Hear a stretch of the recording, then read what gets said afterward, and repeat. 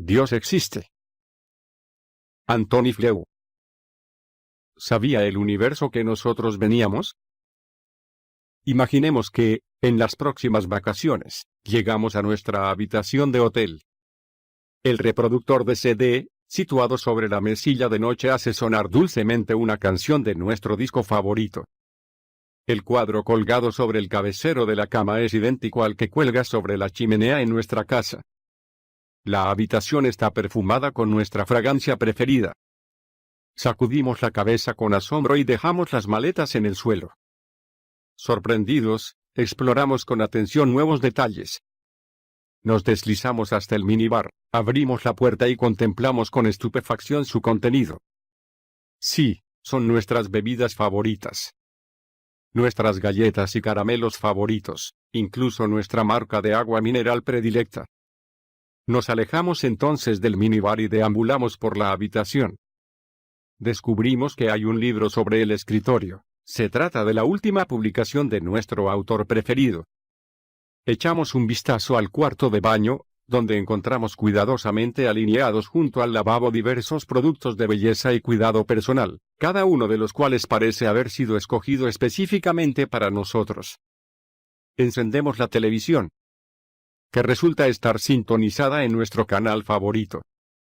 Lo lógico es que, con cada nuevo descubrimiento sobre este hospitalario entorno, nos mostremos cada vez menos inclinados a pensar que todo pueda ser una coincidencia, ¿no? Nos preguntaremos cómo los responsables del hotel han podido obtener una información tan detallada sobre nosotros. Quizás nos maravillemos de su meticulosa diligencia. Quizás nos inquiete la idea de cuánto va a costarnos todo ese lujo. Pero, sin duda, estaríamos inclinados a pensar que alguien sabía que íbamos a llegar. Nuestro universo finamente ajustado. Este escenario vacacional es una parábola torpe y limitada del llamado argumento del ajuste fino. La popularidad reciente de este argumento ha puesto de manifiesto una nueva dimensión de las leyes de la naturaleza. Cuanto más examino el universo y estudio los detalles de su arquitectura, escribe el físico Freeman Dyson, más evidente me parece que el universo sabía en algún sentido que nosotros íbamos a venir. Dicho de otra forma, las leyes de la naturaleza parecen haber sido fabricadas de forma que puedan impulsar el universo hacia la aparición y la conservación de la vida. Este es el llamado principio antrópico, popularizado por pensadores como Martin Rees, John Barrow y John Leslie. Tomemos las leyes físicas más básicas.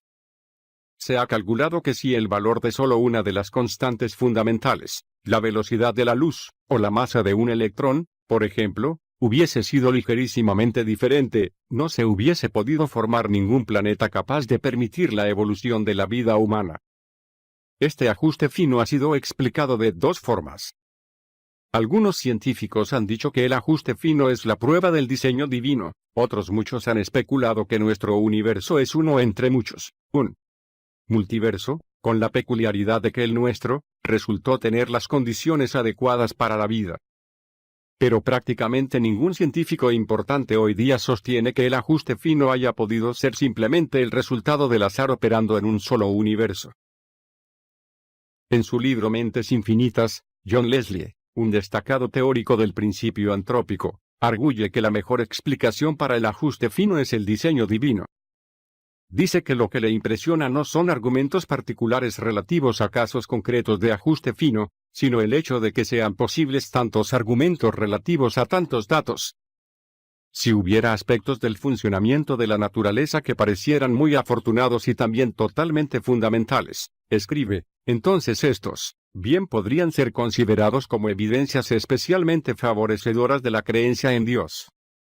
Cita algunos ejemplos de tales aspectos afortunados y fundamentales del funcionamiento de la naturaleza. 1. El principio de relatividad especial garantiza que fuerzas como el electromagnetismo tengan un efecto invariable, aunque actúen perpendicularmente a la dirección de desplazamiento de un sistema. Esto permite que funcione el código genético y que los planetas no se desintegren cuando rotan. 2. Las leyes cuánticas impiden que los electrones colapsen sobre el núcleo del átomo. 3. La fuerza electromagnética es de tal intensidad que permite que tengan lugar muchos procesos clave, hace posible que las estrellas ardan establemente durante miles de millones de años. Permite la síntesis del carbono en las estrellas. Garantiza que los leptones no sustituyan a los quarks, lo cual habría hecho imposibles a los átomos. Es responsable de que los protones no decaigan demasiado rápido y que no se repelan con demasiada fuerza, lo cual habría hecho imposible la química. ¿Cómo es posible que la intensidad de una misma fuerza satisfaga requisitos tan variados, cuando parece que se requerirían intensidades diferentes para cada uno de dichos procesos? A través del multiverso. La alternativa a la idea del diseño divino es la teoría del multiverso. Sostendré, sin embargo, que la existencia de un multiverso no eliminaría aún la cuestión de la fuente divina. Uno de los defensores más destacados de la idea del multiverso es el cosmólogo Martín Rees. Rees observa, cualquier universo favorable a la vida, lo que podríamos llamar un universo biófilo, tiene que estar ajustado de una forma particular. Las condiciones para cualquier vida del tipo que conocemos. Estrellas longevas y estables, átomos estables como los del carbono, el oxígeno y el silicio, capaces de combinarse para formar moléculas complejas, etc., dependen de las leyes físicas y del tamaño, índice de expansión y contenido del universo. Esto podría ser explicado, dice, mediante la hipótesis según la cual habría muchos universos, dotado cada uno de diferentes leyes y constantes físicas, y el nuestro pertenecería a un tipo de universos capaces de conducir a la aparición de la complejidad y de la conciencia. Si esto es así, el ajuste fino dejaría de ser sorprendente. Rees menciona las variantes más conocidas de la idea del multiverso.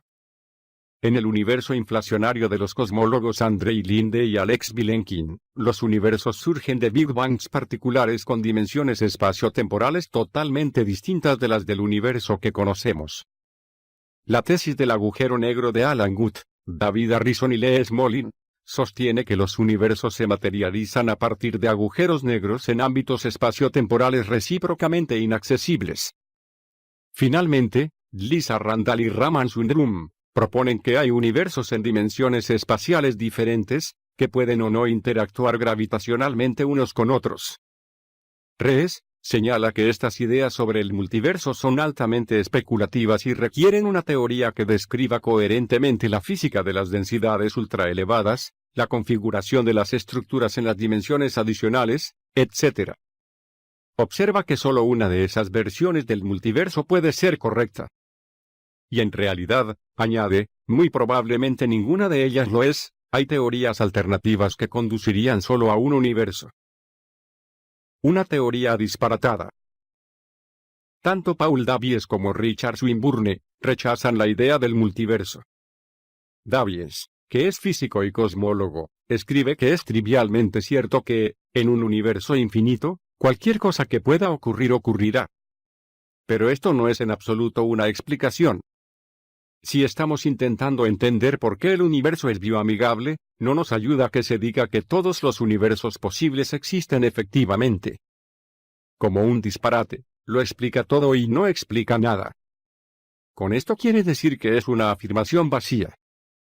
Si decimos que el mundo y todo lo que hay en él comenzaron a existir hace 5 minutos, que nuestras memorias han sido rellenadas con falsos recuerdos de acontecimientos de muchos años y que el mundo ha sido sembrado de falsas evidencias de hechos arcaicos, nuestra afirmación no puede ser refutada. Lo explica todo sin explicar nada. Una verdadera explicación científica, dice Davies, es como una única bala que acierta en el blanco. La idea del multiverso sustituye el mundo real racionalmente ordenado por una payasada infinitamente compleja, y priva de cualquier significado a la idea misma de explicación. Swinburne es igual de tajante en su desdén hacia la explicación basada en el multiverso. Es una locura postular 1 trillón de universos, causalmente desconectados entre sí, para explicar los rasgos de un solo universo, cuando postular una sola entidad, Dios, solucionaría el problema. Hay 3 cosas que se pueden decir sobre el argumento del ajuste fino. En primer lugar, es un hecho innegable que vivimos en un universo dotado de ciertas leyes y constantes, y que la vida no habría sido posible si algunas leyes y constantes hubiesen sido diferentes.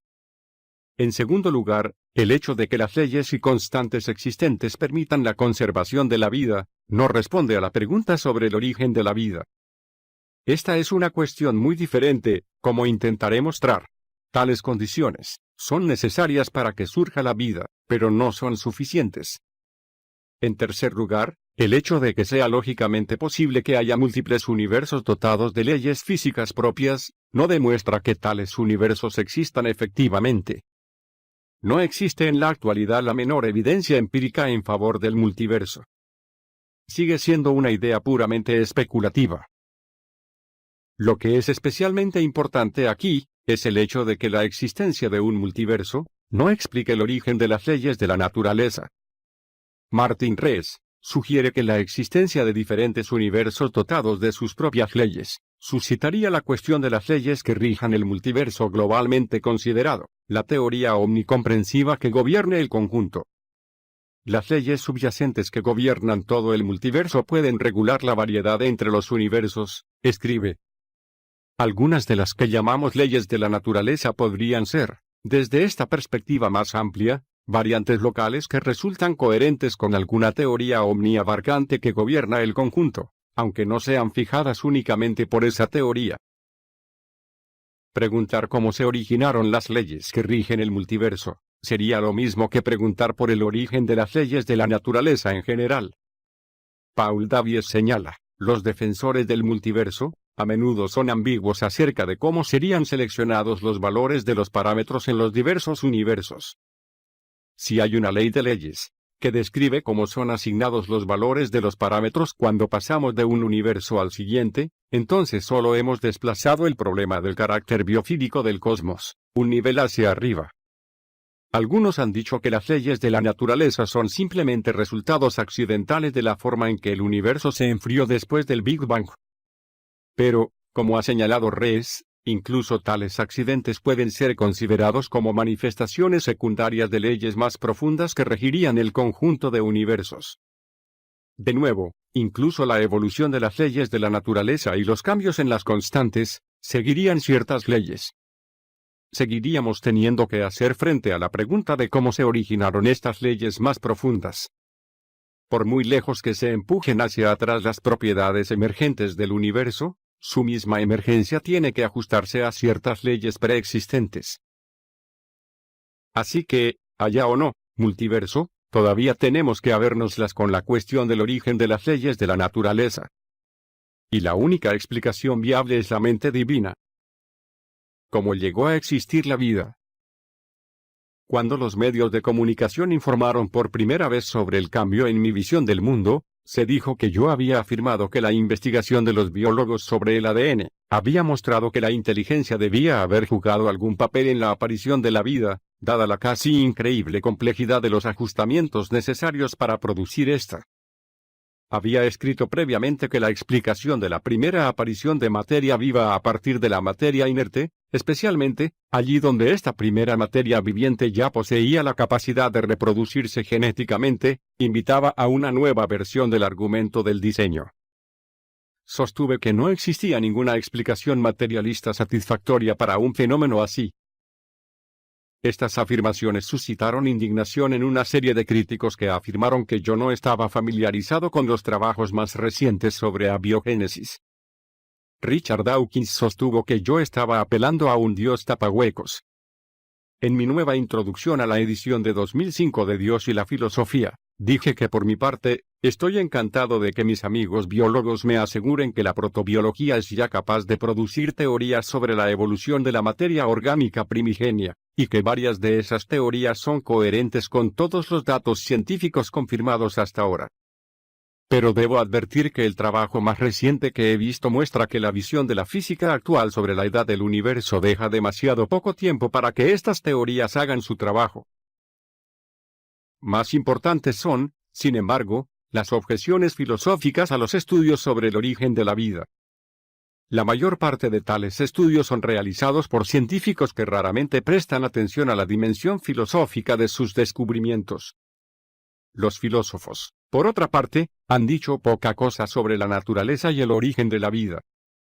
la cuestión filosófica que no ha sido resuelta por los estudios sobre el origen de la vida es la siguiente: ¿cómo puede un universo hecho de materia no pensante producir seres dotados de fines intrínsecos, capacidad de autorreplicación y una química codificada?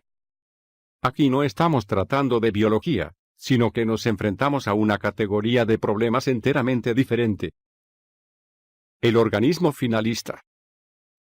Consideremos en primer lugar la naturaleza de la vida desde una perspectiva filosófica. La materia viva posee una intrínseca organización teleológica, que no aparece por ningún lado en la materia que la precedió. En una de las pocas obras filosóficas sobre la vida publicadas recientemente, Richard Cameron ha presentado un análisis muy útil de esta direccionalidad de los seres vivos. Algo que está vivo, dice Cameron, será también teleológico, es decir, poseerá fines, metas, propósitos intrínsecos. Los biólogos, filósofos de la biología y especialistas en vida artificial contemporáneos, escribe, no han producido aún una teoría satisfactoria sobre lo que significa estar vivo, y sostengo que Aristóteles puede ayudarnos a llenar ese hueco. Aristóteles no sostuvo que la vida y la teleología fueran coextensivas simplemente por casualidad, sino que más bien definió la vida en términos teleológicos, afirmando que la teleología es un elemento esencial en los seres vivos. El origen de la autorreproducción es un segundo problema central. El distinguido filósofo John Haldane señala que las teorías sobre el origen de la vida no proporcionan una explicación suficiente, pues presuponen la existencia de la autorreproducción en una fase temprana, y no se ha mostrado que ésta pueda surgir por medios naturales a partir de una base material. David Conway sintetiza estas dos dificultades filosóficas al responder a la tesis de David Hume, según la cual, el orden bioamigable del universo no fue diseñado por ninguna forma de inteligencia. El primer problema consiste en producir una explicación materialista para la primera aparición de materia viviente a partir de la materia no viviente. Al estar viva, la materia viviente posee una organización teleológica que falta por completo en todo lo que la precedió. El segundo reto consiste en producir una explicación materialista para la aparición, a partir de las formas de vida más primitivas, que eran incapaces de reproducirse, de formas de vida dotadas de la capacidad de autorreproducirse. Sin la existencia de esa capacidad, no habría sido posible que surgieran las diversas especies mediante mutaciones aleatorias y selección natural. Por tanto, dicho mecanismo no puede ser invocado por ninguna teoría que aspire a explicar cómo evolucionaron formas de vida dotadas de esa capacidad, a partir de otras, que carecían de ella. Conway concluye que estos fenómenos biológicos nos proporcionan razones para dudar de que sea posible dar cuenta de la existencia de formas de vida en términos puramente materialistas, y sin recurso a la idea de diseño. Un profundo cambio conceptual. Un tercer aspecto filosófico del origen de la vida está relacionado con la codificación y procesamiento de la información, que es esencial en todas las formas de vida. Esto ha sido muy bien descrito por el matemático David Berlinski, quien señala que nuestra comprensión actual de la célula plantea todo un drama narrativo. El mensaje genético del ADN se autorreplica, y a continuación es copiado o transcrito por el ARN. Después se produce una traducción mediante la cual el mensaje del ARN es transmitido a los aminoácidos, y finalmente los aminoácidos son ensamblados en forma de proteínas. Estas dos estructuras, fundamentalmente diferentes, de gestión de la información y actividad química de que dispone la célula, son coordinadas por el código genético universal. Lo extraordinario de este fenómeno se hace más patente si resaltamos la palabra código.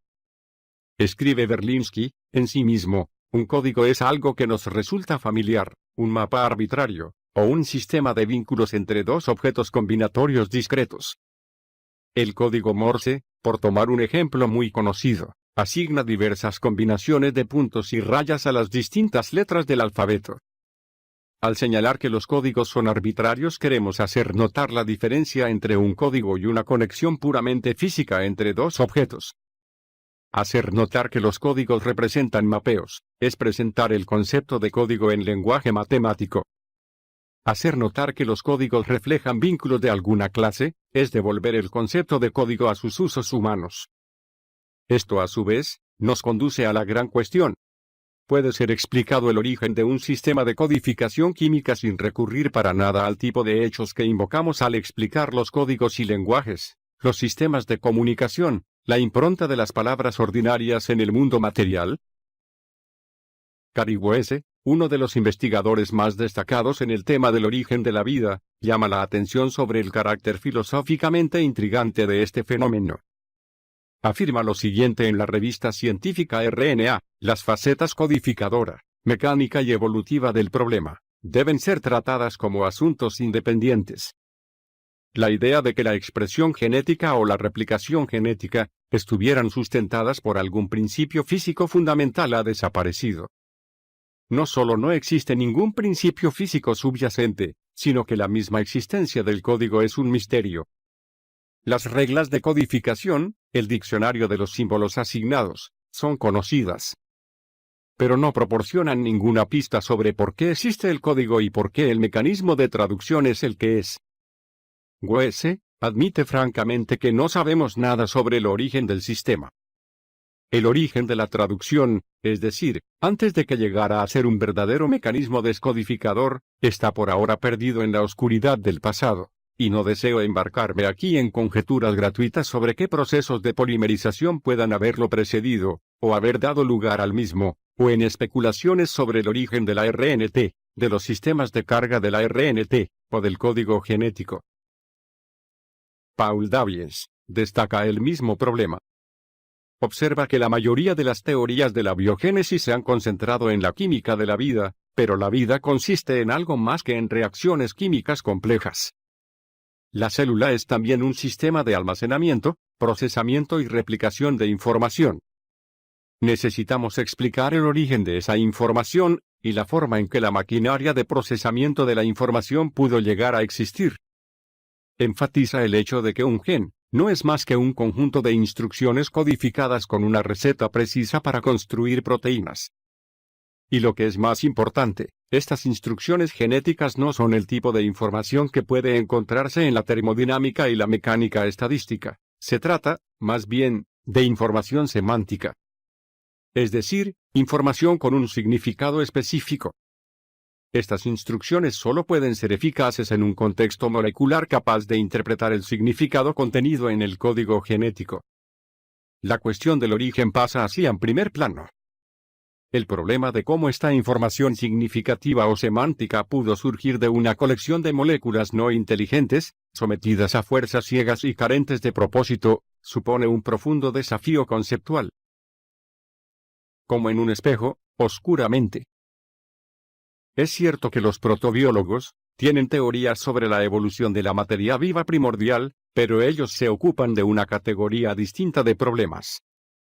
Se ocupan de la interacción de sustancias químicas, mientras que nuestras preguntas se refieren a cómo algo puede ser intrínsecamente perseguidor de fines, y cómo la materia puede ser dirigida por el procesamiento de símbolos. Pero incluso en su propio nivel, los protobiólogos están aún muy lejos de alcanzar conclusiones definitivas. Así lo reconocen dos destacados investigadores del origen de la vida. Andy Knoll, profesor de biología en Harvard, y autor de La vida de un planeta joven, los 3000 primeros millones de años de la vida, señala: si intentamos sintetizar lo que, a fin de cuentas, sabemos sobre la historia profunda de la vida en la Tierra, sobre su origen, sobre las etapas de formación que dieron lugar a la biología que vemos hoy en torno a nosotros, creo que debemos admitir que miramos oscuramente, como en un espejo. No sabemos cómo empezó la vida en este planeta. No sabemos exactamente cuándo comenzó, no sabemos en qué circunstancias. Antonio Lascano, presidente de la Sociedad Internacional para el Estudio del Origen de la Vida, indica: un aspecto de la vida, sin embargo, sigue siendo cierto: la vida no podría haber evolucionado sin un mecanismo genético capaz de almacenar, copiar y transmitir a su progenie información que puede cambiar con el tiempo. La cuestión de cómo evolucionó la primera maquinaria genética también sigue siendo un problema irresuelto. De hecho, dice, el desarrollo exacto del origen de la vida quizás no será nunca conocido. En lo que se refiere al origen de la reproducción, John Maddox, editor emérito de Nature, escribe: La cuestión dominante es cuándo y cómo evolucionó la propia reproducción sexual. Tras décadas de especulación, seguimos sin saberlo. Finalmente, el científico Gerald Schroeder señala que la existencia de condiciones favorables a la vida no basta para explicar cómo se originó esta. La vida pudo sobrevivir solo gracias a las condiciones favorables de nuestro planeta. Pero no hay ninguna ley de la naturaleza que obligue a la materia a producir entidades autorreplicantes y orientadas hacia fines. Así que, ¿cómo explicar el origen de la vida? El Premio Nobel de Medicina George Wald sostuvo en cierta ocasión, con palabras que se han hecho célebres, escogemos creer lo imposible, que la vida surgió espontáneamente por azar.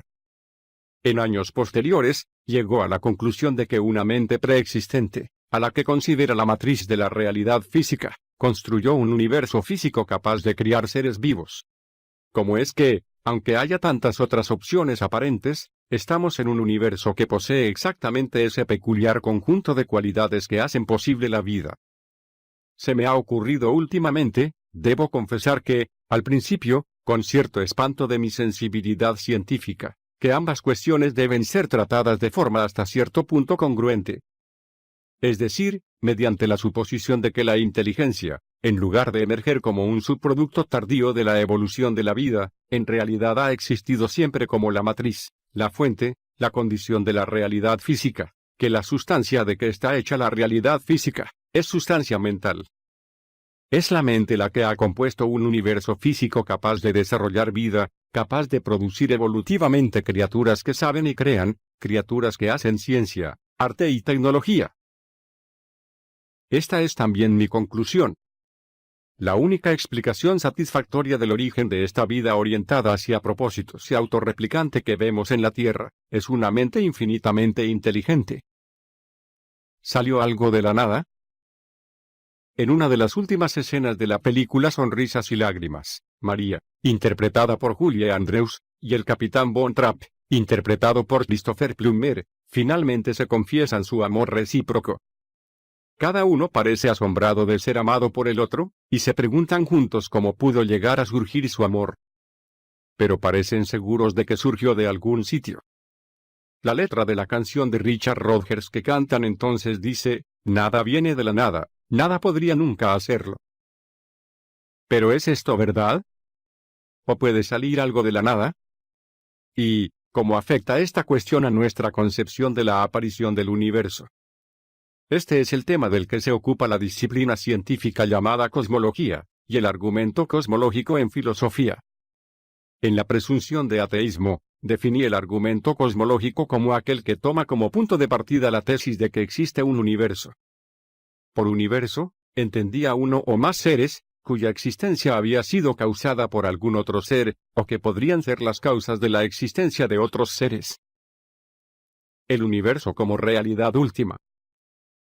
En la presunción de ateísmo, y otros escritos ateos, sostuve que debemos tomar el propio universo y sus leyes fundamentales como una realidad última. Cada sistema explicativo debe comenzar en algún sitio, y ese punto de partida no puede, él mismo, ser explicado por el sistema. Por tanto, todos los sistemas incluyen algunos presupuestos fundamentales que no pueden ser explicados. Esta es una consecuencia que se sigue de la naturaleza esencial de las explicaciones sobre por qué ocurre lo que ocurre. Supongamos, por ejemplo, que advertimos que la nueva pintura blanca que cubre la pared sobre la que se apoya nuestra cocina de gas, ha tomado una coloración ocre. Investigamos el asunto. Descubrimos que esto es lo que ocurre siempre con ese tipo de cocina y ese tipo de pintura. Profundizando en nuestro cuestionamiento hasta un segundo nivel, aprendemos que este fenómeno resulta explicable por ciertas regularidades más generales y profundas de la combinación química. El sulfuro de las emanaciones de gas forma un compuesto con algún elemento presente en la pintura, y así se produce el cambio de color. Profundizando aún más, terminamos viendo la suciedad de nuestra cocina como una de las innumerables consecuencias de la verdad de una teoría atómico-molecular omnicomprensiva sobre la estructura de la materia. Y así sucesivamente. En cada nivel, la explicación tiene que asumir ciertas cosas como hechos brutos, simplemente, las cosas son así. Cuando debatía con los que creían en Dios, yo mostraba que ellos se enfrentaban a esta misma inevitabilidad. Cualesquiera que sean las otras cosas que los teístas piensan poder explicar apelando a la existencia y naturaleza de su Dios, no pueden evitar tomar ese hecho, la existencia de Dios, como un hecho último, que se encuentra más allá de toda explicación. Y no veía cómo se podía saber o conjeturar razonablemente que alguna cosa de nuestro universo estuviese apuntando a alguna realidad trascendente, situada detrás, por encima o más allá. Así que, ¿por qué no aceptar el universo y sus rasgos más fundamentales como la realidad última? Sin embargo, mi intervención en la mayoría de tales debates prescindió de los descubrimientos de la cosmología moderna. De hecho, mis dos libros antiteológicos más importantes fueron escritos, uno antes del desarrollo de la cosmología del Big Bang, y el otro, antes de la introducción del argumento del ajuste fino de las constantes físicas. Pero a partir de principios de los años 80, había comenzado a reconsiderar mi posición. Admití entonces que los ateos teníamos que sentirnos inquietos por el consenso cosmológico contemporáneo, pues parecía que los cosmólogos estaban proporcionando una prueba científica de algo que el propio Santo Tomás de Aquino reconoció que no podía demostrarse filosóficamente, que el universo tuvo un comienzo. En el principio. Cuando siendo aún ateo, me enfrenté por primera vez a la teoría del Big Bang, me pareció que esta teoría cambiaba mucho las cosas, pues sugería que el universo había tenido un comienzo y que la primera frase del Génesis, en el principio, Dios creó el cielo y la tierra, estaba relacionada con un acontecimiento real. Mientras pudimos albergar la cómoda idea de que el universo no había tenido un comienzo ni tendría un final, fue fácil considerar su existencia, y sus rasgos más fundamentales, como hechos brutos. Y, si no había razón para pensar que el universo tuvo un comienzo, no había necesidad de postular otro ente que lo hubiera producido. Pero la teoría del Big Bang cambió todo esto. Si el universo había tenido un comienzo, pasaba a ser totalmente razonable, incluso inevitable, preguntar qué había producido ese comienzo. Esto alteraba radicalmente la situación. Al mismo tiempo, predije que los ateos estarían obligados a contemplar la cosmología del Big Bang como algo que requería una explicación física, una explicación que, era preciso admitirlo, quizás nunca sería accesible a los seres humanos. Pero reconocí también que los creyentes podrían, con toda razón, acoger la cosmología del Big Bang como algo que tendía a confirmar su creencia previa, en que en el principio Dios creó el universo. Algunos cosmólogos modernos parecían tan preocupados como los ateos por las potenciales implicaciones teológicas de su investigación. Por tanto, diseñaron vías de escape que intentaban preservar el statu quo antiteísta. Estas vías incluyeron, por ejemplo, la idea del multiverso, numerosos universos generados por eternas fluctuaciones en el vacío, y la noción de universo autocontenido, de Stephen Hawking. Hasta que llegue un comienzo. Como ya indiqué, no me pareció que la alternativa del multiverso sirviera para mucho. La postulación de muchos universos, sostuve, es una solución verdaderamente desesperada. Si la existencia de un solo universo requiere una explicación, la existencia de múltiples universos requerirá una explicación mucho mayor. El problema es multiplicado por tantos universos como existan. La situación recuerda a la de aquel niño cuyo profesor no creía que un perro se hubiese comido su cuaderno con los deberes, y por tanto, reemplazó la primera versión por otra, según la cual, había sido una jauría de perros, tantos, que no podían ser contados, la que se comió su cuaderno. Stephen Hawking escogió un enfoque diferente en su libro, Una breve historia del tiempo. Escribió, mientras el universo tuvo un comienzo, podíamos suponer que tuvo un creador. Pero si el universo es realmente autocontenido, sin límites ni perímetro, no tendría un principio ni un final, simplemente sería. ¿Qué lugar quedaría, entonces, para un creador? Al comentar el libro cuando fue publicado, señalé que la sugerencia que deslizaba esta pregunta retórica final, tenía claras implicaciones ateas. Sin embargo, por mucho que compartiese entonces esa conclusión, añadí que cualquiera que no fuese un físico teórico podría tener la tentación de contestar, como algún personaje del Broadway de Damon Runyon, si el Big Bang no fue un comienzo, al menos hará el apaño, hasta que llegue un comienzo de verdad. El propio Hawking debe de sentir al menos cierta afinidad con dicha respuesta, pues declaró, un universo en expansión no excluye la idea de un creador, pero sí señala límites temporales al momento en que debió hacer su trabajo. Hawking también había dicho, se podría decir que el tiempo comenzó con el Big Bang, en el sentido de que el tiempo anterior no estaría definido. De toda esta discusión extraje la conclusión de que, incluso si llegáramos a la convicción unánime de que el universo tal como lo conocernos comenzó con el Big Bang, la física debe, pese a todo, seguir siendo radicalmente agnóstica. Es físicamente imposible descubrir qué causó dicho Big Bang, en el supuesto de que haya sido causado por algo anterior. Ciertamente, la revelación de un universo en devenir, en lugar de una entidad estática, eternamente inerte, cambiaba los términos de la discusión. Pero la moraleja de la historia era que, en último extremo, los asuntos que estaban en juego eran más filosóficos que científicos. Y esto me llevó de nuevo al argumento cosmológico. Algo demasiado grande para ser explicado por la ciencia. La crítica filosófica primaria del argumento cosmológico sobre la existencia de Dios fue propuesta por David Hume. Aunque yo había compartido los argumentos de Hume, en mis libros anteriores, había empezado a expresar reservas sobre su metodología. Por ejemplo, había señalado en un ensayo, incluido en un libro homenaje al filósofo Terence Penelum, que ciertos presupuestos del pensamiento de Hume conducían a errores cruciales. Esto incluía su tesis según la cual, lo que llamamos causas, es una simple cuestión de asociación de ideas o ausencia de tales asociaciones.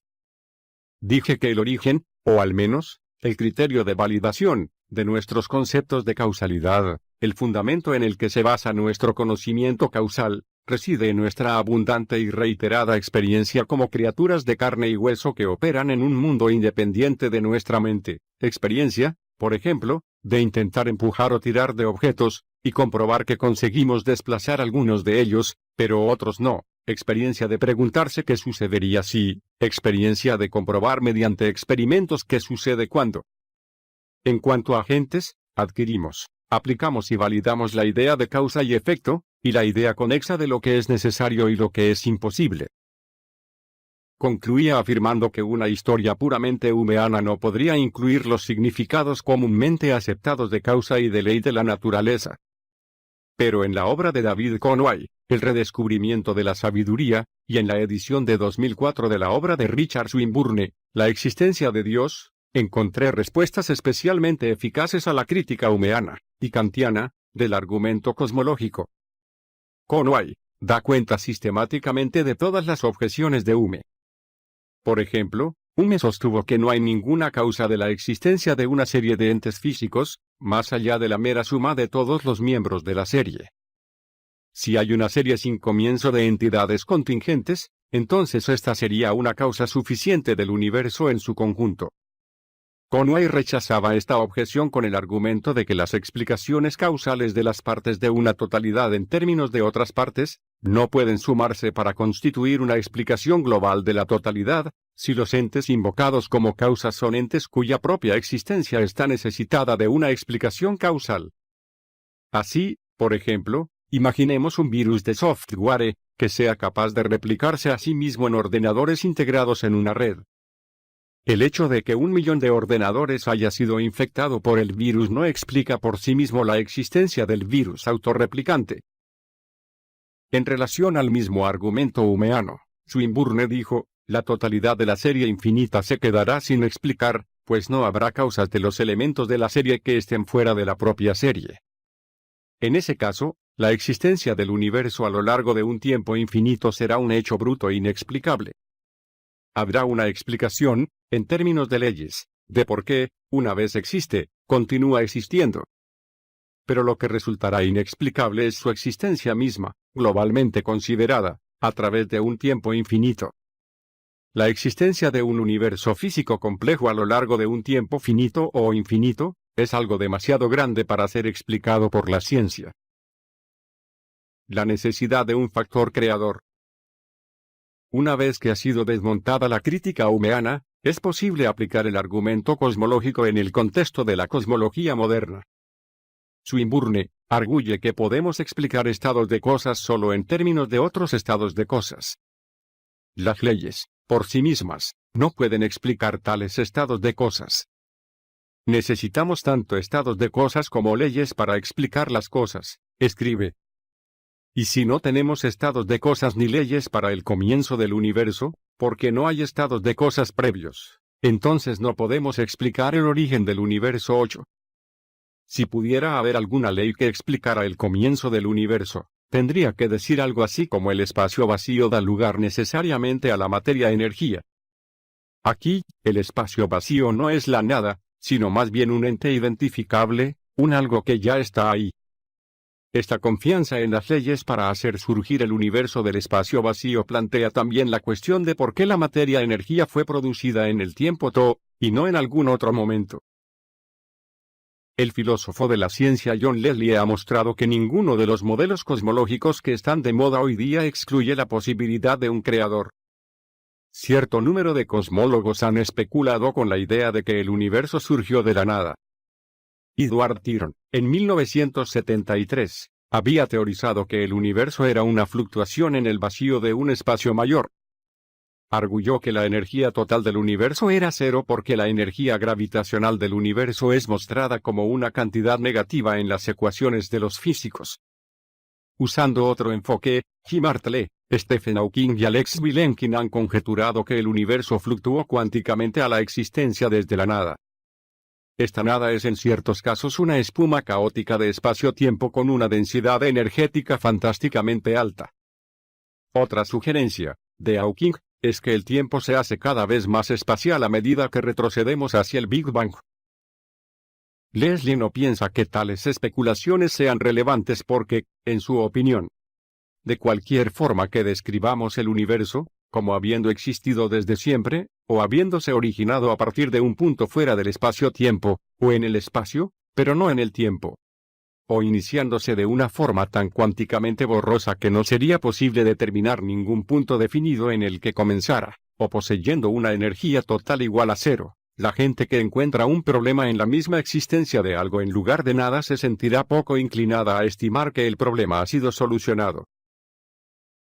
Si tuviéramos una ecuación capaz de determinar la probabilidad de que emerja algo del vacío, aún habría que preguntar por qué existe esa ecuación.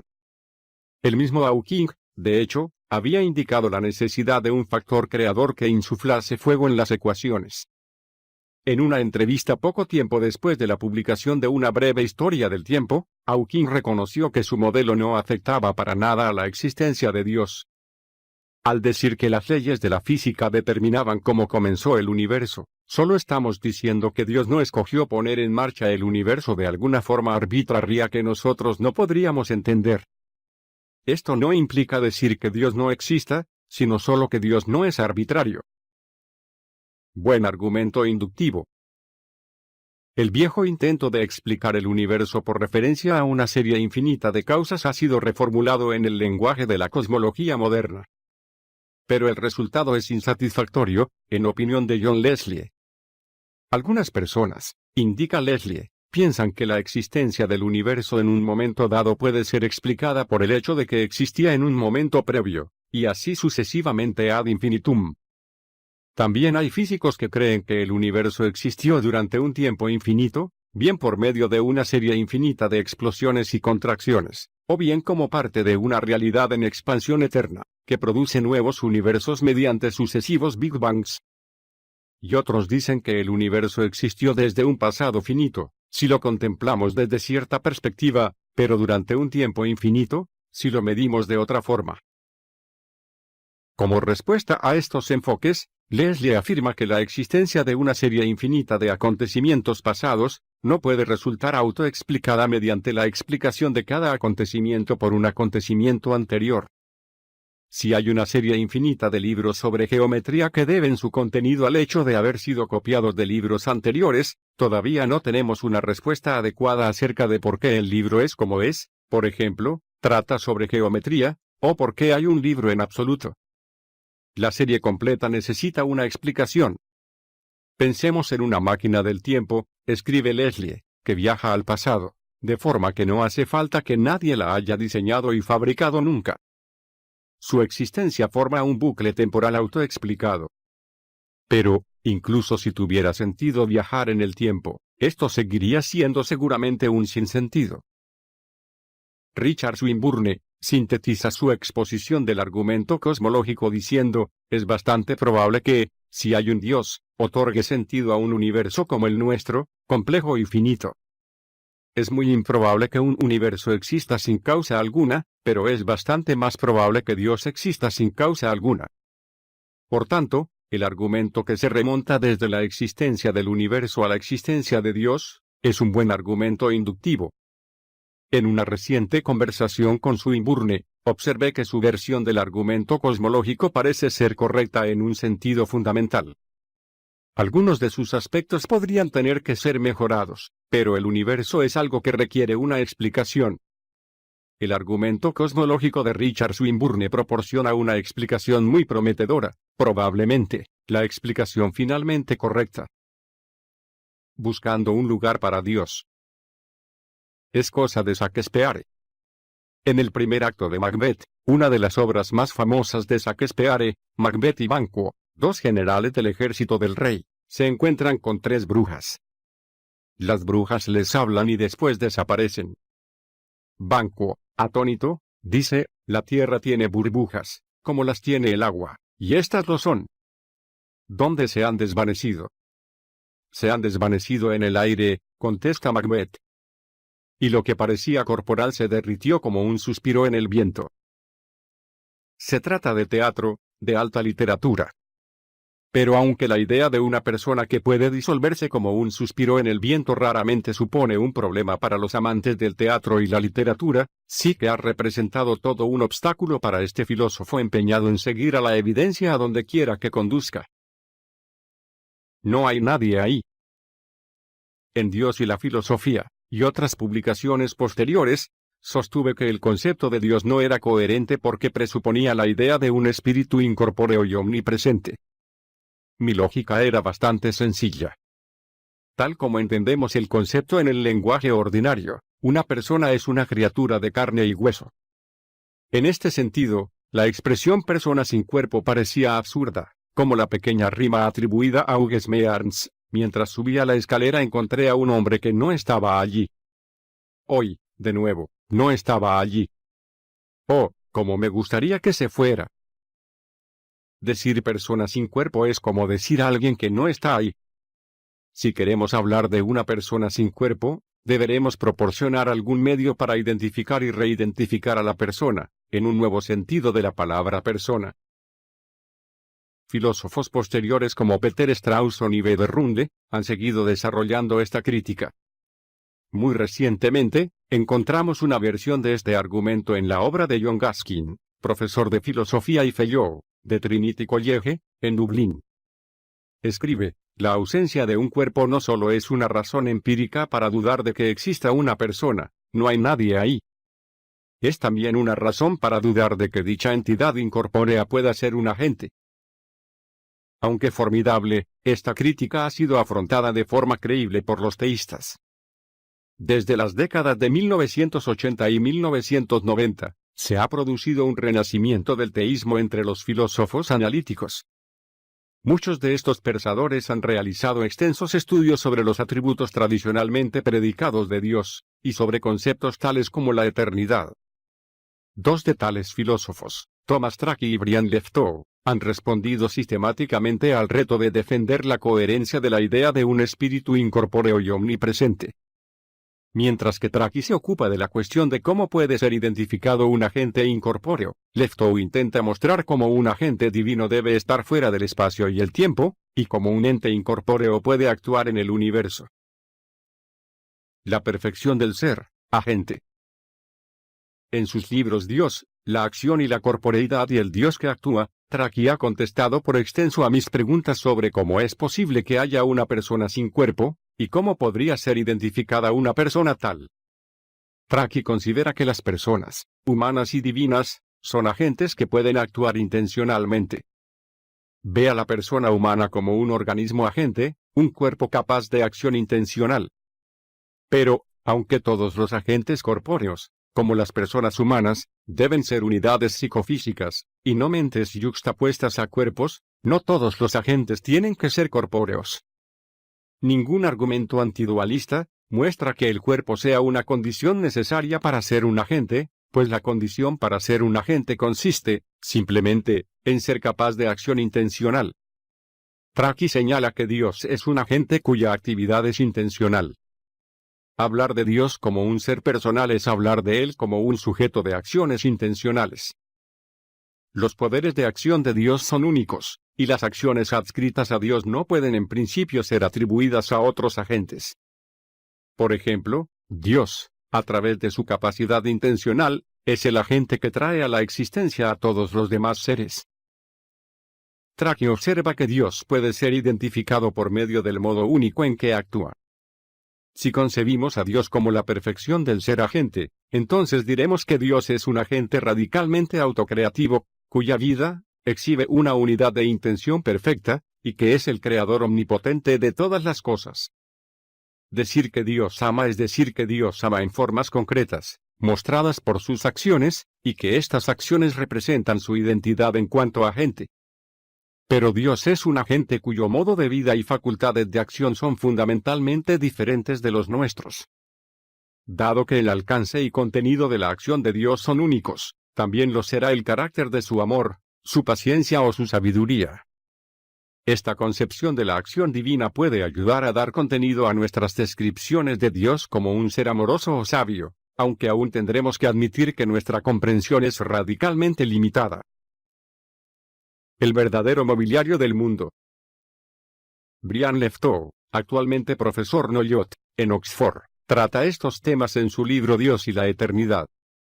En mi debate con él, Leftow señaló que la idea según la cual Dios está fuera del espacio y el tiempo es coherente con la teoría de la relatividad especial. Hay muchos argumentos con los que se puede intentar mostrar que Dios está fuera del tiempo, indicó. Uno que me impresiona bastante es simplemente que, si tomamos muy en serio la relatividad especial, creemos que todo lo que está en el tiempo está también en el espacio. Se trata de un continuum tetradimensional. Ningún teísta ha pensado nunca que Dios estuviera literalmente ahí, en el espacio. Si no está en el espacio, y todo lo que está en el tiempo está en el espacio, entonces tampoco está en el tiempo. La pregunta, pues, pasa a ser, ¿qué sentido puede tener afirmar que existe algo parecido a un ser personal fuera del tiempo? Leftow continuaba así, bueno, muchos atributos personales no pueden serle aplicados. No puede olvidar, pues solo es posible olvidar aquello que está en nuestro pasado. No puede cesar de hacer algo. Solo se puede cesar de hacer algo si se tiene un pasado. Pero hay otras características personales que no parecen estar esencialmente referidas al tiempo, cosas como conocer, que puede ser simplemente un estado disposicional, sin una referencia temporal. Y, sostendría yo, la intencionalidad también.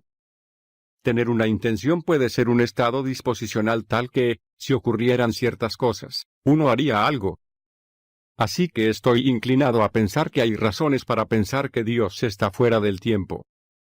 Y, también, que tiene sentido pensar que eso no nos conduce a un piélago misterioso. La otra cuestión que analizó fue la de cómo puede tener sentido hablar de un espíritu omnipresente que actúa en el espacio o en el mundo. Si Dios es atemporal, entonces todo lo que hace lo hace, por así decir, a la vez, en un solo acto. No podría hacer una cosa ahora y otra a continuación. Pero ese único acto puede tener efectos en momentos diferentes. Puede, en una sola abolición, querer que el sol salga hoy, y que salga mañana, y eso tiene efectos hoy y mañana. Esa, sin embargo, no es la cuestión más básica. La cuestión más básica es, ¿cómo puede haber una conexión causal entre un ser atemporal y no espacial, y la totalidad del espacio-tiempo? Que eso pueda tener sentido depende mucho de la teoría de la causación que profesemos. Si creemos que el concepto de causa implica una referencia temporal esencial, que la causa está vinculada al tiempo, por ejemplo, una causa es un acontecimiento que precede a otro acontecimiento y tiene ciertas relaciones con él, entonces aquella posibilidad tiene que ser descartada. pero hay análisis de la causalidad que no implican una referencia temporal esencial. Por mi parte, me inclino más bien por la opinión de que el concepto de causa realmente no es analizable. Se trata de un concepto primitivo, y la causación misma es una relación primitiva. Es parte del mobiliario real del mundo. Si el concepto de causa no es analizable, entonces no hay nada que se pueda sacar de él mediante el análisis, nada que pueda excluir una conexión causal primitiva entre un Dios atemporal y la totalidad del tiempo. Una posibilidad coherente. Como mínimo, los estudios de Tracy y Leftow muestran que la idea de un espíritu omnipresente no es intrínsecamente incoherente, si vemos tal espíritu como un agente situado fuera del espacio y el tiempo, que únicamente ejecuta sus intenciones en el continuum espacio-temporal. La cuestión de si existe dicho espíritu, como hemos visto, se encuentra en el corazón de los argumentos sobre la existencia de Dios. En lo que se refiere a la validez de tales argumentos, coincido con la conclusión de Conway. Si el razonamiento del capítulo precedente es correcto, no hay buenos argumentos filosóficos para negar que Dios sea la explicación del universo y de la forma y el orden que exhibe. Siendo esto así, no hay ninguna buena razón para que los filósofos no vuelvan una vez más a la concepción clásica de su disciplina, dado que no hay formas mejores de obtener sabiduría. Abierto a la omnipotencia. La ciencia en cuanto tal no puede proporcionar un argumento que demuestre la existencia de Dios. Pero los tres problemas que hemos considerado en este volumen, las leyes de la naturaleza, la vida con su organización teleológica y la existencia del universo, solo pueden resultar explicables a la luz de una inteligencia que da razón tanto de su propia existencia como de la del mundo. Dicho descubrimiento de lo divino no llega por medio de experimentos y ecuaciones, sino a través de la comprensión de las estructuras que los experimentos y ecuaciones desvelan y cartografían. Ahora bien, todo esto puede resultar abstracto e impersonal. Se me podría preguntar, ¿cómo reacciono, en cuanto persona, al descubrimiento de una realidad última que resulta ser un espíritu omnipresente y omnisciente? Debo decir de nuevo que mi viaje hacia el descubrimiento de lo divino ha sido hasta ahora una peregrinación de la razón. He seguido el razonamiento hasta donde éste me ha llevado. Y me ha llevado a aceptar la existencia de un ser autoexistente, inmutable, inmaterial, omnipotente y omnisciente. Ciertamente, es preciso afrontar la cuestión de la existencia del mal y el sufrimiento. Sin embargo, desde un punto de vista filosófico, se trata de un tema distinto al de la existencia de Dios. Partiendo de la existencia de la naturaleza, llegamos hasta el fundamento de dicha existencia. La naturaleza puede tener sus imperfecciones, pero esto no nos dice nada acerca de si tuvo una fuente última. Así, la existencia de Dios no depende de la existencia del mal, está justificada o no. En lo que se refiere a la presencia del mal, hay dos explicaciones alternativas para aquellos que aceptan la existencia de lo divino. La primera es la idea del Dios aristotélico, que no interviene en el mundo. La segunda es la defensa del libre albedrío, la idea según la cual, el mal es siempre una posibilidad si los seres humanos son verdaderamente libres. En el marco aristotélico, una vez que el trabajo de la creación está completo, Dios abandona el universo a la operación de las leyes naturales, aunque quizás confirmando alguna vez, de manera distante y poco comprometida, los principios fundamentales de la justicia.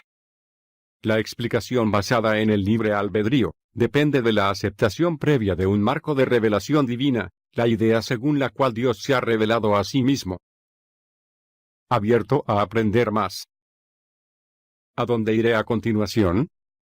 En primer lugar, estoy enteramente abierto a aprender más sobre la realidad divina, especialmente a la luz de lo que sabemos sobre la historia de la naturaleza. En segundo lugar, la cuestión de si lo divino se ha revelado en la historia humana sigue siendo un tema de discusión válido. No es posible limitar las posibilidades de la omnipotencia, excepto si se trata de lo lógicamente imposible. Todo lo demás está abierto a la omnipotencia. El apéndice B de este volumen es un resumen de mi diálogo sobre este último tema con el investigador bíblico y obispo anglicano Wright, con particular referencia a la tesis cristiana de que Dios se hizo hombre en la persona de Jesucristo. Como he dicho más de una vez, Ninguna otra religión posee algo parecido a la combinación de una figura carismática como Jesús y un intelectual de primera clase como San Pablo. Si queremos que la omnipotencia funde una religión, esta es la que tiene todas las papeletas para ser la elegida. Dispuesto a conectar. Quiero volver ahora a la parábola con la que empecé esta parte. Hablábamos del teléfono móvil descubierto por la tribu isleña, y los intentos por explicar su naturaleza. La parábola terminaba con el sabio tribal siendo ridiculizado e ignorado por los científicos. Pero imaginemos un final diferente. Los científicos aceptan, como hipótesis de trabajo, la sugerencia del sabio según la cual, el teléfono es un vehículo de contacto con otros seres humanos. Después de más estudios, confirman la conclusión de que el teléfono está conectado a una red que transmite las voces de personas reales.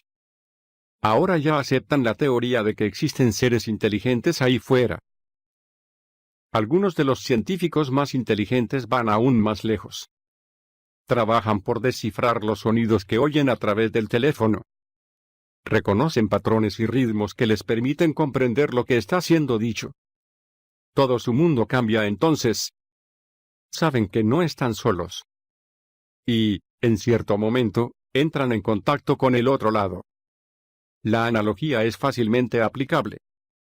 El descubrimiento de fenómenos como las leyes de la naturaleza, la red telefónica de la parábola, ha conducido a científicos, filósofos y otros a aceptar la existencia de una mente infinitamente inteligente. Algunos aseguran haber establecido contacto con esta mente. Yo no lo he hecho, no todavía. Pero, ¿quién sabe lo que podría ocurrir en el futuro? Quizás algún día pueda oír una voz que dice, ¿me oyes ahora? Apéndice A. El nuevo ateísmo, una aproximación crítica a Dawkins, Dennett, Wolpert, Harris y Stenger. Roy Abraham Varghese.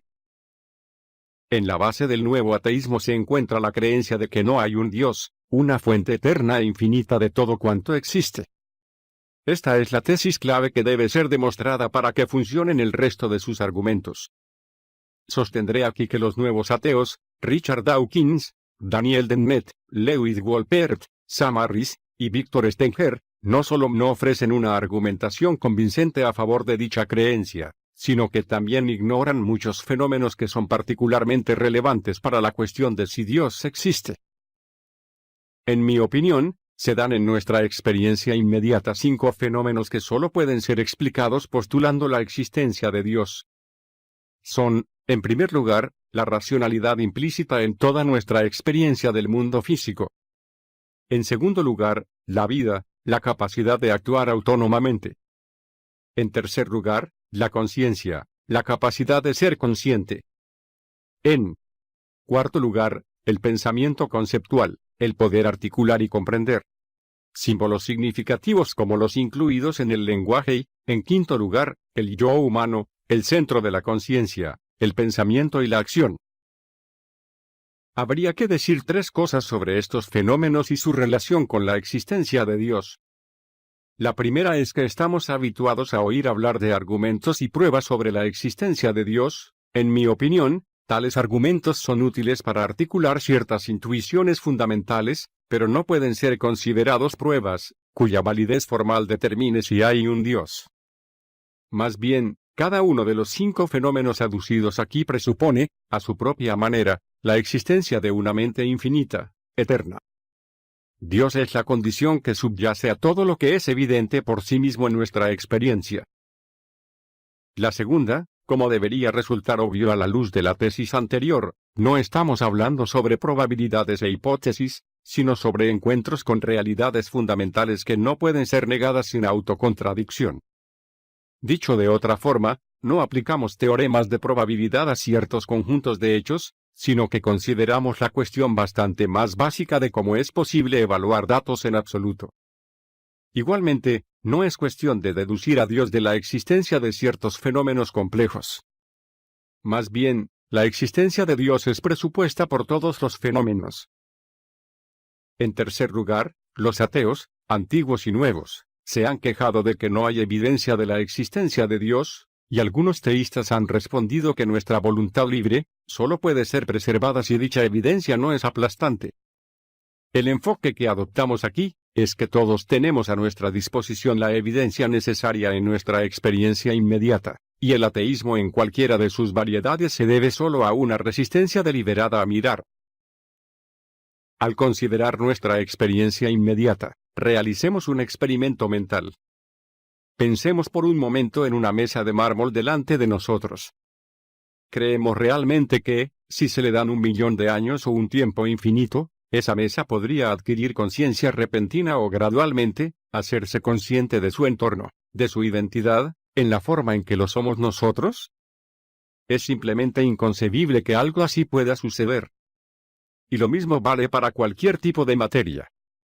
Una vez que hemos entendido la naturaleza de la materia, de la masa-energía, comprendemos que, por su propia naturaleza, nunca podría hacerse consciente, nunca podría pensar, nunca podría decir yo. Pero la posición atea es que, en algún punto de la historia del universo, lo imposible e inconcebible ocurrió. La materia inerte, incluimos aquí la energía, en algún momento se volvió viva, y después consciente, y después capaz de pensamiento conceptual, y después un yo. Pero, volviendo a nuestra mesa, vemos por qué esta hipótesis es, sencillamente, ridícula. La mesa no tiene ninguna de las propiedades de los seres conscientes, y, aunque se le conceda un tiempo infinito, no puede adquirir tales propiedades. Aunque suscribamos alguna explicación inverosímil sobre el origen de la vida, tendríamos que abdicar de nuestros sentidos para sugerir que, dadas ciertas condiciones, un trozo de mármol puede llegar a producir conceptos. Y en un nivel subatómico, lo que vale para la mesa vale para el resto de la materia del universo. Durante los últimos 300 años, la ciencia empírica ha desvelado muchísimos más datos sobre el mundo físico, de lo que nuestros antepasados nunca hubieran podido imaginar. Estos descubrimientos incluyen una comprensión amplia de las redes genéticas y neuronales que subyacen a la vida, la conciencia, el pensamiento y el yo. Pero, aunque ahora sepa que estos 4 fenómenos operan con una infraestructura física, que es mejor entendida que nunca antes, la ciencia no puede decir nada sobre la naturaleza y el origen de los fenómenos mismos. Aunque algunos científicos hayan intentado explicarlos como manifestaciones de la materia, no hay forma de demostrar que, por ejemplo, mi comprensión de la frase que escribo en este momento, no sea nada más que una transacción neuronal específica. Desde luego, hay transacciones neuronales que acompañan a mis pensamientos, y la neurología moderna ha identificado las regiones del cerebro que sirven de apoyo a los diversos tipos de actividad mental. Pero decir que un pensamiento determinado es una transacción neuronal específica es tan descabellado, como sugerir que la idea de justicia no es más que ciertas marcas de tinta sobre un papel. Es incoherente, por tanto, sugerir que la conciencia y el pensamiento son simple y exclusivamente transacciones físicas. Dada la limitación del espacio de que dispongo, presentaré aquí un resumen extremadamente condensado de los 5 fenómenos fundamentales que subyacen a nuestra experiencia del mundo, y que no pueden encontrar una explicación satisfactoria dentro del marco del nuevo ateísmo. Se podrá encontrar un análisis más detallado en mi próximo libro, El eslabón perdido. La racionalidad. Dawkins y los demás preguntan, ¿quién creó a Dios? Ahora bien, tanto teístas como ateos pueden convenir en una cosa: si existe algo, debe haber algo anterior que siempre haya existido. ¿Cómo llegó al ser esta realidad eternamente existente? La respuesta es que nunca llegó al ser. Siempre existió. Elijan, o Dios, o el universo. Algo siempre existió. Es precisamente en este punto donde vuelve al escenario el tema de la racionalidad. En contra de lo que afirman los ateos, hay una diferencia muy importante entre lo que teístas y ateos sostienen acerca de la realidad eternamente existente. Los ateos dicen que la explicación del universo es simplemente que existe eternamente, pero que no podemos explicar cómo este estado de cosas eternamente existente llegó a ser. Es inexplicable, y tiene que ser aceptado como tal. Los teístas, en cambio, señalan inequívocamente que Dios es algo que no es en última instancia inexplicable. La existencia de Dios es inexplicable para nosotros, pero no para el propio Dios. Que la existencia de Dios debe tener su propia lógica interna podemos verlo, porque solo puede haber racionalidad en el universo si ésta se basa en una racionalidad última. Dicho de otra forma, hechos tan singulares como nuestra capacidad de conocer y explicar verdades, la correlación entre el funcionamiento de la naturaleza y nuestras descripciones abstractas de tal funcionamiento, lo que el físico Eugene Wigner llamó la irrazonable efectividad de las matemáticas, y el papel de códigos, sistemas de símbolos que actúan en el mundo físico, como el genético o el neuronal en los niveles más básicos de la vida, manifiestan por su misma existencia la naturaleza fundante y omnicomprensiva de la racionalidad. No podemos ver cuál sea esa lógica interna, aunque las ideas tradicionales sobre la naturaleza de Dios, ciertamente proporcionan algunas pistas. Por ejemplo, Eleonore Stump y Norman Kretschmann han arguido que el atributo divino de la simplicidad absoluta, cuando es entendido completamente, ayuda a demostrar por qué Dios no puede no existir. Alvin Plantinga señala que Dios, entendido como ser necesario, existe en todos los mundos posibles. Los ateos pueden replicar de dos formas: la existencia del universo podría tener una lógica interna que no podemos ver, y, no necesitamos creer que debe existir un ser, Dios, cuya existencia tenga su propia lógica interna. Acerca de la primera réplica, los teístas responderán a su vez que no existe una cosa llamada universo, más allá de la suma total de las cosas que lo constituyen, y sabemos ciertamente que ninguna de las cosas que integran el universo posee una lógica interna de existencia perpetua. Sobre la segunda, los teístas señalan, simplemente, que la existencia de la racionalidad que indudablemente experimentamos, y que va desde las leyes de la naturaleza hasta nuestra capacidad para el pensamiento racional, no puede ser explicada si no posee un fundamento último, un fundamento que no puede ser menos que una mente infinita. El mundo es racional, afirmó el gran matemático Kurt Gödel. La relevancia de esta racionalidad es que el orden del mundo refleja el orden de la mente suprema que lo gobierna. La realidad de la racionalidad no puede ser eludida con alguna apelación a la selección natural. La selección natural presupone la existencia de entidades físicas que interactúan según leyes específicas, y con arreglo a un código que maneja los procesos de la vida. Y hablar de selección natural es asumir que existe alguna lógica en lo que ocurre en la naturaleza, adaptación, y que somos capaces de entender esa lógica. Volviendo al ejemplo anterior de la mesa de mármol, estamos diciendo que la racionalidad muy real que subyace a nuestro pensamiento, y que encontramos en nuestro estudio de un universo matemáticamente preciso, no podría haber sido generada por una roca. Dios no es un hecho bruto último, sino la racionalidad última que está incrustada en cada dimensión del ser. Un nuevo, aunque poco plausible giro en la discusión sobre el origen de la realidad física ha sido introducido por Daniel Dennett, que sostiene que el universo se crea a sí mismo ex nihilo, o en cualquier caso, a partir de algo que es punto menos que indistinguible de la nada. Esta idea ha sido presentada con la máxima claridad por otro nuevo ateo, el físico Victor Stenger, que propone su propia solución para la cuestión del origen del universo y de las leyes físicas en sus obras. No por diseño, el origen del universo, ha encontrado la ciencia Dios, el cosmos comprensible y Dios, la hipótesis fallida. Entre otras cosas, Stenger ofrece una nueva crítica de la idea misma de las leyes de la naturaleza y sus supuestas implicaciones. En el cosmos comprensible, sostiene que estas supuestas leyes no han sido ni otorgadas desde arriba, ni desarrolladas espontáneamente por el propio funcionamiento de la materia. Son, simplemente, restricciones de la forma en que los científicos pueden formular sus enunciados matemáticos sobre las observaciones.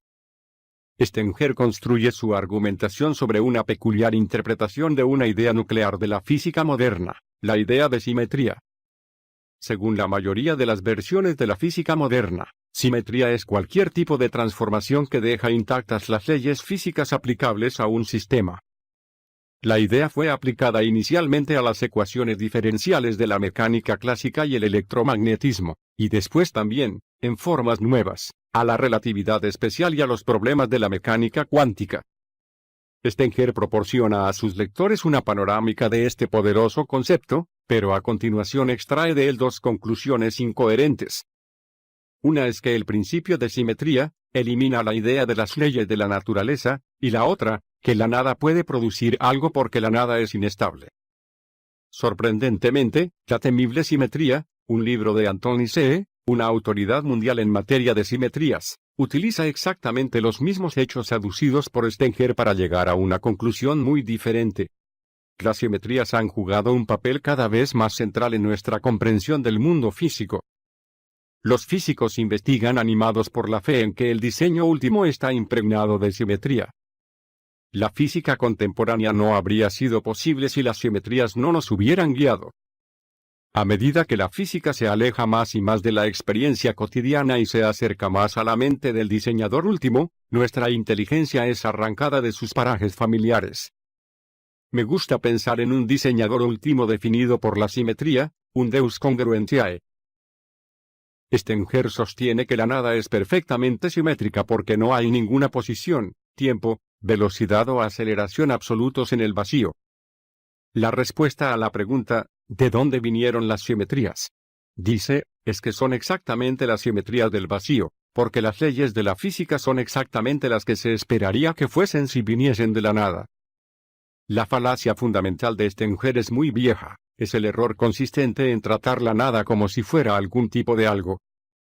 Durante siglos, los pensadores que han considerado el concepto de la nada han tenido buen cuidado en subrayar que la nada no es algo. La nihilidad absoluta implica que no hay leyes, ni vacíos, ni campos, ni energía, ni estructuras, ni entidades físicas o mentales de ningún tipo, y tampoco hay simetrías. La nada no tiene propiedades o potencialidades. La nihilidad absoluta no puede producir algo, aunque se le conceda un tiempo infinito, de hecho, no puede haber tiempo en la nada absoluta. ¿Qué decir, entonces, sobre la idea de Stenger, fundamental en su libro, Dios, la hipótesis fallida, según la cual la aparición del universo desde la nada no viola los principios de la física, pues la energía neta del universo es cero? Esta fue una noción alumbrada por primera vez por el físico Edward Trellon, quien sostuvo haber demostrado que la energía neta del universo es casi cero, y que, por tanto, no es contradictorio decir que llegó al ser desde la nada, ya que el universo no es nada. Si se suman la energía de atracción gravitacional, que es negativa, y el resto de la masa total del universo, que es positiva, se obtiene casi cero. Por tanto, no haría falta ninguna energía para crear el universo, y no sería necesario ningún creador. Al comentar esta y otras pretensiones de Stenger, el filósofo ateo J.J.C. Smart señala que la postulación de un universo con energía cero todavía no resuelve la cuestión de por qué debería haber algo en absoluto. Smart indica que la hipótesis de la energía cero, incluso en sus formulaciones más modernas, todavía presupone un espacio-tiempo estructurado, presupone también el campo cuántico y las leyes de la naturaleza. Por tanto, ni resuelve la pregunta de por qué existe algo en absoluto, ni afronta la cuestión de si hay una causa atemporal del universo espacio-temporal. Se infiere de este análisis, que Stenger deja dos preguntas fundamentales sin contestar: ¿por qué hay algo, y no la nada absoluta? Y, ¿por qué lo que existe respeta simetrías o forma estructuras complejas? Se expone los mismos datos sobre la simetría referidos por Stenger, pero alcanzando la conclusión de que la mente del diseñador último es la fuente de la simetría. Las leyes físicas, de hecho, reflejan simetrías subyacentes en la naturaleza. Y es la simetría, y no solo las leyes físicas, la que apunta a la racionalidad e inteligibilidad del cosmos, una racionalidad enraizada en la mente de Dios. La vida. El siguiente fenómeno por analizar es la vida. Dado el desarrollo que Tony Flew ha dedicado al asunto en este volumen, no hace falta decir mucho más sobre la cuestión del origen de la vida. Debería subrayarse, sin embargo, que los debates actuales sobre esto no parecen siquiera tener conciencia de las cuestiones clave. Hay 4 dimensiones de los seres vivos. Tales seres son agentes, buscadores de fines, autorreplicantes y, en cuarto lugar, están impulsados semióticamente. Su existencia depende de la interacción entre ciertos códigos y la química. Todos y cada uno de los seres vivos actúan o son capaces de acción. Y cada uno de los seres vivos es la fuente unificada y el centro de todas sus acciones. Dado que estos agentes son capaces de sobrevivir y actuar independientemente, sus acciones están de algún modo orientadas hacia fines, la alimentación, y pueden reproducirse, son, por tanto, agentes autónomos intencionales y autorreplicantes. Es más, como indica Howard Pate, encontramos en los seres vivos la interacción de procesos semióticos, reglas, códigos, lenguajes, información, control, y sistemas físicos, leyes, dinámicas, energía, fuerzas, materia. De todos los libros estudiados aquí, solo el de Dawkins aborda la cuestión del origen de la vida. Wolpert es bastante cándido sobre el estado actual de la investigación. Esto no es decir que todas las cuestiones científicas relativas a la evolución hayan sido resueltas. Por el contrario, el origen de la vida mismo, la evolución a partir de la célula milagrosa de la que surgieron todas las cosas vivientes, todavía no es adecuadamente comprendida. Dennett, en obras anteriores, simplemente ha dado por supuesto que alguna explicación materialista debe ser correcta. Desgraciadamente, incluso en el nivel físico-químico, el enfoque de Dawkins es manifiestamente inadecuado, por no decir algo peor. ¿Pero cómo comenzó la vida? Pregunta. El origen de la vida fue el acontecimiento o serie de acontecimientos químicos gracias a los cuales se dieron por primera vez las condiciones para la selección natural.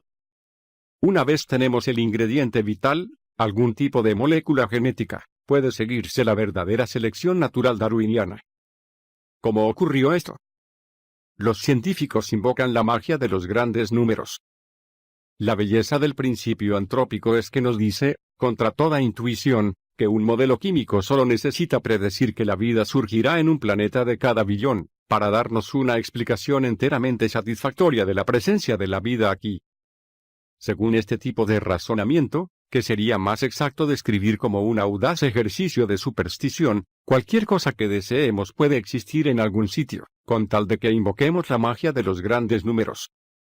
Los unicornios o el elixir de la juventud, aunque sean abrumadoramente improbables, están llamados a existir contra toda intuición. El único requisito es un modelo químico, que solo necesita predecir que esto ocurrirá en un planeta de cada billón. La conciencia. Afortunadamente, las cosas no están tan mal en los estudios sobre la conciencia. Hoy existe una creciente conciencia de la conciencia. Somos conscientes, y somos conscientes de que somos conscientes. Nadie puede negar esto sin incurrir en autocontradicción, aunque algunos insisten en hacerlo. El problema se hace insoluble cuando entendemos la naturaleza de las neuronas. En primer lugar, las neuronas no tienen ningún parecido con nuestra vida consciente. En segundo lugar, y más importante, sus propiedades físicas no dan ninguna razón para creer que puedan producir conciencia. La conciencia está asociada a ciertas regiones del cerebro, pero cuando los mismos sistemas de neuronas están presentes en el tronco encefálico, no hay ninguna producción de conciencia. En realidad, como señala el físico Gerald Schroeder, no hay ninguna diferencia esencial entre los constituyentes físicos últimos de un montón de arena, y los del cerebro de un Einstein. Solo una fe ciega e infundada en la materia permite creer que ciertos trozos de materia pueden repentinamente crear una nueva realidad que no tiene el menor parecido con ella. Aunque los estudios mente-cuerpo más aceptados reconocen la realidad y el misterio de la conciencia, Daniel Dennett es uno de los pocos filósofos que siguen resistiéndose a lo obvio. Dice que la cuestión de si algo es realmente consciente carece de interés, o que no es resoluble, y afirma que las máquinas pueden llegar a ser conscientes porque nosotros mismos somos máquinas conscientes. El funcionalismo, la explicación de Dennett para la conciencia, sostiene que no debería preocuparnos en qué consisten realmente los llamados fenómenos mentales. Más bien, debemos investigar las funciones desarrolladas por esos fenómenos. El dolor es algo que da lugar a una reacción de huida o evitación, un pensamiento es un ejercicio de resolución de problemas. Ninguno de ambos debe ser interpretado como un acontecimiento íntimo que tiene lugar en un entorno privado. Lo mismo cabría decir de todos los demás fenómenos supuestamente mentales. Ser consciente significa realizar tales funciones. Como estas funciones pueden ser imitadas por sistemas no vivos, por ejemplo, Un ordenador puede resolver problemas, no hay nada misterioso en la conciencia. Y ciertamente, no hay ninguna razón para ir más allá de lo físico. Pero de lo que no da cuenta esta teoría, es del hecho de que todas las acciones mentales van acompañadas de estados mentales, estados en los que somos conscientes de lo que estamos haciendo. El funcionalismo en modo alguno explica o pretende explicar el estado de ser conscientes de saber sobre qué estamos pensando. Los ordenadores no saben lo que están haciendo. Menos aún consigue decirnos quién es el sujeto consciente, el sujeto pensante. Dennett, divertidamente, dice que el fundamento de su filosofía es el absolutismo de la tercera persona, lo cual equivale a afirmar, yo no creo en el yo. De manera interesante, algunos de los críticos más acerbos de Dennett y el funcionalismo, son ellos mismos fisicalistas, David Papineau, John Searle, y otros. John Searle es especialmente terminante, no creo que quien se sienta tentado por el funcionalismo necesite refutación, más bien, necesita ayuda. En contraste con Dennett, Sam Harris, ha defendido ardorosamente la realidad suprafísica de la conciencia. El problema, sin embargo, es que nada en el cerebro, cuando es estudiado como un sistema físico, declara ser portador de esa peculiar dimensión interior que cada uno de nosotros experimenta, en su propio caso, como conciencia. El resultado es sorprendente, la conciencia podría ser un fenómeno mucho más elemental de lo que son los seres vivos y sus cerebros. Y no parece haber ninguna forma obvia de descartar dicha tesis experimentalmente. Dawkins, dicho sea en su favor, reconoce la realidad tanto de la conciencia como del lenguaje, y admite el problema que estos suponen para su filosofía. Ni Steve Pinker ni yo podemos explicar la conciencia subjetiva humana, lo que los filósofos llaman qualia, afirmó en cierta ocasión. En cómo funciona la mente, Steve plantea elegantemente el problema de la conciencia subjetiva, y pregunta de dónde viene y cuál es su explicación. Y a continuación tiene la honradez de decir, es algo que me supera. Es honrado reconocer eso, y yo digo lo mismo. No lo sabemos. No lo entendemos. Wolpert evita deliberadamente todo el asunto de la conciencia, he soslayado intencionadamente cualquier discusión sobre la conciencia. El pensamiento. Más allá de la conciencia, se halla el fenómeno del pensamiento, de la comprensión, de la captación de significado.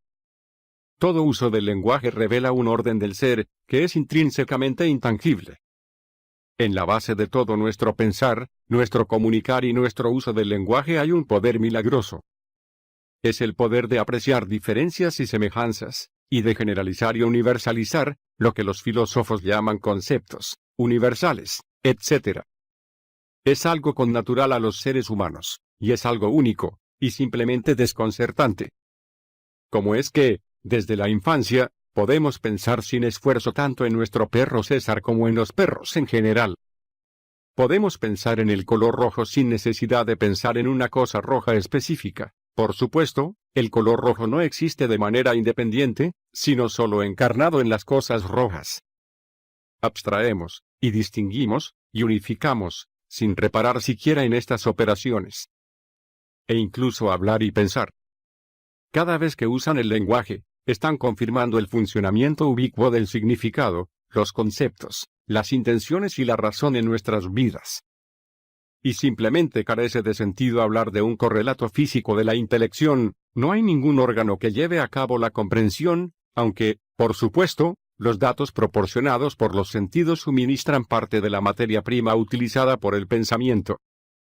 Si pensamos en ello solo unos minutos, sabremos sin duda que la idea según la cual nuestra representación mental de algo es física en algún sentido, resulta inconcebiblemente absurda. Digamos que estamos pensando en un picnic que estamos planificando con nuestra familia y amigos. Pensamos en diversas localizaciones posibles, en las personas a las que queremos invitar, las viandas que queremos llevar, el vehículo que usaremos, y cosas así. ¿Tiene sentido suponer que alguno de estos pensamientos está constituido físicamente? La clave aquí es que, hablando en sentido estricto, nuestro cerebro no entiende nada. Nosotros entendemos. Nuestro cerebro nos permite entender, pero no porque nuestros pensamientos tengan lugar en el cerebro, o porque nosotros causemos la activación de ciertas neuronas. Más bien, el acto mediante el cual comprendemos, por ejemplo, que eliminar la pobreza sería bueno, es un proceso holístico que es suprafísico en su esencia, significado, y físico en su ejecución, palabras y neuronas. El acto no puede ser descompuesto en una parte física y otra suprafísica, pues se trata de un acto indivisible de un agente que es intrínsecamente físico y suprafísico. Hay una estructura tanto en lo físico como en lo suprafísico, pero la integración de ambos es tan total, que no tiene sentido preguntar si nuestros actos son físicos o suprafísicos, o siquiera si son un híbrido de ambos. Son actos de una persona que está inescapablemente tanto encarnada, como animada, dotada de alma. Muchas concepciones erróneas sobre la naturaleza del pensamiento derivan de concepciones erróneas sobre los ordenadores.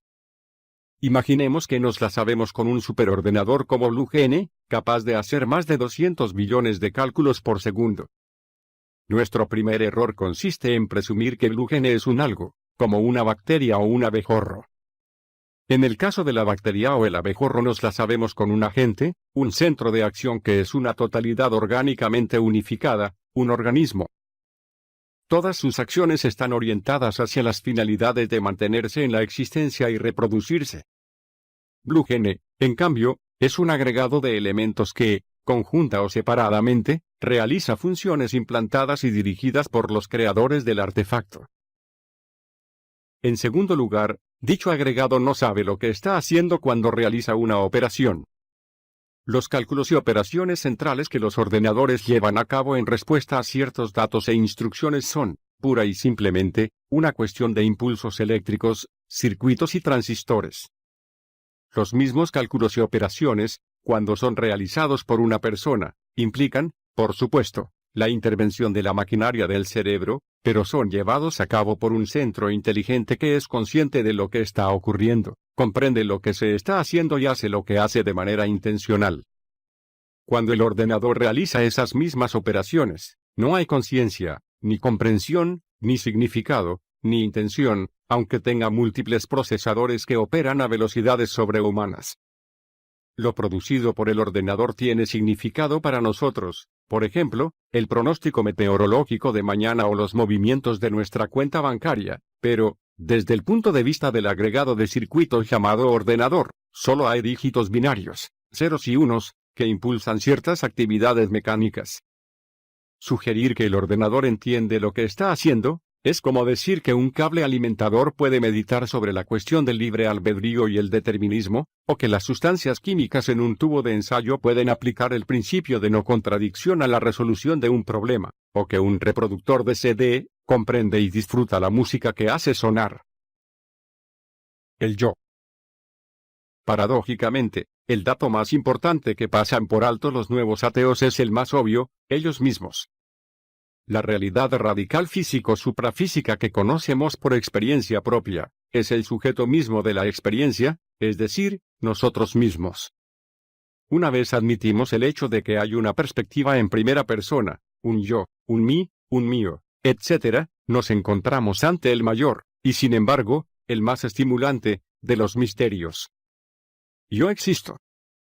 Inviniendo a Descartes, yo soy, por tanto, yo pienso, percibo, deseo, significo, interactúo. ¿Quién es este yo? ¿Dónde está? ¿Cómo llegó a existir? Nuestro yo no es, obviamente, algo solamente físico, de la misma forma que no es algo solo suprafísico. Es un yo encarnado, un cuerpo con alma. Tú no estás en una célula específica de tu cerebro, o en alguna parte de tu cuerpo. Las células de mi cuerpo cambian constantemente, y sin embargo, yo sigo siendo el mismo. Si estudio mis neuronas, encontraré que ninguna de ellas tiene la propiedad de ser un yo. Por supuesto, mi cuerpo forma parte de lo que soy, pero es un cuerpo porque es constituido como tal por el yo. Ser hombre, es tener cuerpo y alma. En un famoso pasaje de su tratado sobre la naturaleza humana, Hume declara, cuando penetro íntimamente en lo que llamo mi yo. Nunca puedo capturarme a mí mismo si no es mediante una percepción, y nunca puedo observar otra cosa que dicha percepción. Aquí Hume niega la existencia de un yo, argumentando simplemente que él, en el sentido de yo, no puede encontrarse a sí mismo. Pero, ¿qué es lo que unifica sus variadas experiencias, lo que le permite ser consciente del mundo exterior, y que permanece inalterable a través de todos esos procesos? ¿Quién se está haciendo estas preguntas? Hume asume que yo mismo es un estado observable como sus pensamientos y sus sentimientos. Pero el yo no es algo que pueda ser observado así. Es un hecho constante de la experiencia y, en realidad, es el fundamento de toda experiencia. Verdaderamente, el yo es, de entre todas las verdades que no son accesibles, al mismo tiempo la más obvia e inexpugnable y la más letal para todas las formas de fisicalismo. Para empezar, debe decirse que la negación del yo no puede ser mantenida sin contradicción. A la pregunta, ¿cómo sé que existo?, un profesor dio la célebre réplica: ¿y quién está preguntando? El yo es lo que somos, y no lo que tenemos. De él surge nuestra perspectiva en primera persona. No podemos analizar el yo, porque no es un estado mental que pueda ser observado o descrito. La realidad más fundamental de entre todas de las que somos conscientes es, por tanto, el yo humano, y una adecuada comprensión del yo, inevitablemente arroja cierta luz sobre todas las cuestiones relacionadas con los orígenes, y proporciona sentido a la realidad como un todo. Nos damos cuenta de que el yo no puede ser descrito, menos aún explicado, en términos físicos o químicos. La ciencia no descubre el yo, es el yo el que descubre la ciencia. Comprendemos entonces que ninguna versión de la historia del universo es consistente, si no da cuenta de la existencia del yo. El origen de lo suprafísico. Así que, ¿cómo llegaron a existir la vida, la conciencia, el pensamiento y el yo? La historia del mundo muestra la aparición repentina de estos fenómenos, la vida emergiendo poco después del enfriamiento del planeta Tierra, la conciencia manifestándose misteriosamente en la explosión del Cámbrico, el lenguaje surgiendo en la especie simbólica sin ningún precursor evolutivo. Los fenómenos en cuestión abarcan desde sistemas de procesamiento de códigos y símbolos y agentes que manifiestan intenciones y buscan fines, hasta la conciencia subjetiva, el pensamiento conceptual y el yo humano. La única forma coherente de describir estos fenómenos es decir que constituyen dimensiones diferentes del ser, dimensiones que son suprafísicas de una forma u otra. Están totalmente integradas con lo físico, y sin embargo, son radicalmente nuevas. No estamos hablando aquí de fantasmas ocultos en máquinas, sino de agentes de diversos tipos, algunos de los cuales son solo conscientes, y otros conscientes y pensantes. En cada uno de estos casos no encontramos un vitalismo o un dualismo, sino una integración que es total, un holismo que abarca lo físico y lo mental. Aunque los nuevos ateos no se han enfrentado realmente, ni con el problema de la naturaleza ni con el del origen de la vida, la conciencia, el pensamiento y el yo, la respuesta a la pregunta sobre el origen de lo suprafísico es obvia: lo suprafísico solo puede proceder de una fuente suprafísica. La vida, la conciencia, la mente y el yo, pueden venir solo de una fuente que sea divina, consciente y pensante. Si somos centros de conciencia y pensamiento, que son capaces de conocer, amar, tener intenciones y realizarlas, no veo cómo tales centros podrían provenir de algo que no sea también capaz de tales operaciones. Aunque los simples procesos físicos podrían crear fenómenos físicos complejos, no estamos ocupándonos aquí de la relación de lo simple y lo complejo, sino del origen de los centros. Es simplemente inconcebible que alguna matriz o campo material pueda generar agentes que piensan y actúan. La materia no puede producir conceptos y percepciones. Un campo de fuerza no planifica o actúa. Por tanto, en el nivel de la razón y de la experiencia cotidiana, podemos llegar a la conclusión de que el mundo de los seres vivos, conscientes y pensantes, debe tener su origen en una fuente viviente, una mente.